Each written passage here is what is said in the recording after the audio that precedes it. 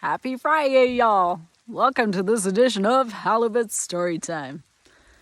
Or something along those lines. Anyway, so we have a lot of great conversations at the shop, and in those conversations we get a lot of questions, and one in particular that comes up, especially in the colder season and the colder weather, is why are my fries not white? So let's talk about it. Because I like to dish things out, so here we are. All right, so first things first. Unfortunately, we've been led to believe a lot of times that food should look a certain way, and it's not necessarily always true.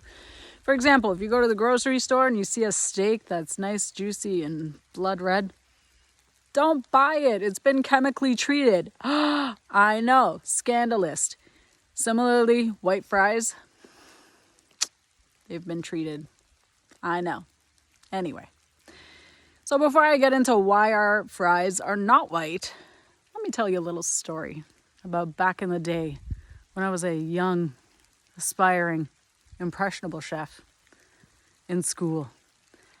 And one of the first things that we were taught in school was keep it simple. So meaning use limited ingredients, use high quality ingredients, and just let them do their thing. Because cooking is chemistry, really, is what it is. You know, ingredients work together, they do their thing, they sass it up, and then voila, you have this fabulous flavor that comes out of it. That being said, limited ingredients is the name of the game, and therefore, you know, we'll get to what that means for us here. Now, among, these theories of food looking a certain way, there's a lot of white fries on the market.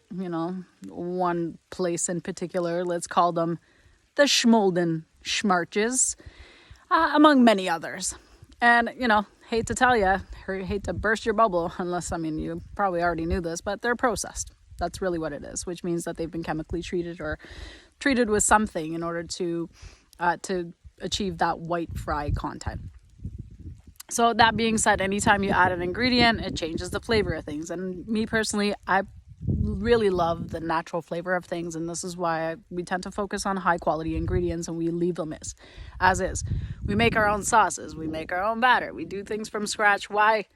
Because we like them in their natural, authentic, the real McCoy business. So getting back to the potatoes, why are they not white when they're fried as, our French fries?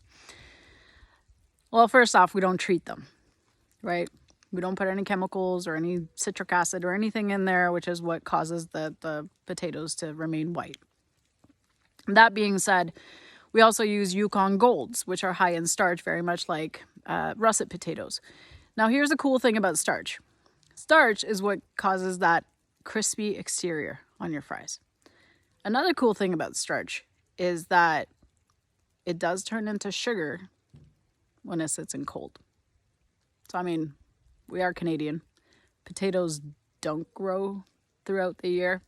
And so what happens is our lovely Ontario farmers will harvest these potatoes and store them. Now, in storage, depending on the conditions, you'll typically have a higher sugar content in the potatoes that we get, and they're hand cut and again not processed, so that sugar, when you cook it, caramelizes. And what color is caramel? It's brown, hence the brown fries. Voila, mystery solved. So that's really the basic sum of it. We like the integrity of our ingredients. We don't like to mess with it any more than we really have to. That's why we make our sauces. That's why we do things in-house the way that we do, is to avoid feeding you preservatives. Mystery solved. So, potatoes are a beautiful thing. As one of my favorite chefs used to say, potatoes are a beautiful thing. He also used to say they can never have too much salt. But he also smoked 5 packs a day, so I highly doubt he was actually able to taste salt. But that's a whole different ball of wax. We'll talk about that another time. Maybe, maybe not. I don't know.